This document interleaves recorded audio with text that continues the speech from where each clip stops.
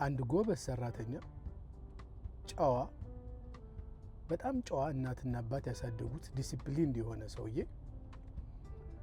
ከስራ ወጥቶ ወደ ቤቱ ወክ ያደረገ አንድ ቦዘኔ ስራጥ ንፍጣም እንደዚህ አፍንጫው ላይ ንፍጡ የደረቀ ቋቁቻም መጥቶ ያንን ሰውዬ ሙልጭ አድርጎ ጠብርግፍ አድርጎ እያወረደ ቢሰድበው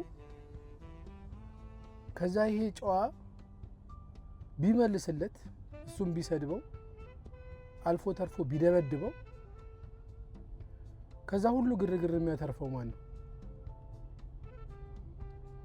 ያ ስራፈት ያቋቁቻም ያንፍጣም ነው።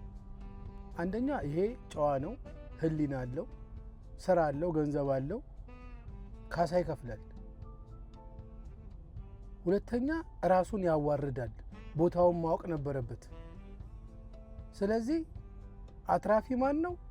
ያቋቁቻም አይቶ እንዳላየ ሰምቶ እንዳልሰማ እልፍ ብሎ መሄድ ነበረበት። አይመጥነውም።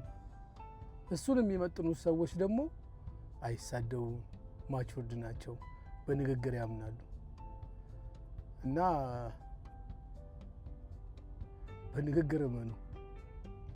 መሳደብም ሆነ ለማዋረድ መሞከር ትንሽነት ነው። እናንተም ብቻ አይደለም ቤተሰባችሁንም ነው የምታሰድቡት። ይሄው ነው። መልካም ቀን።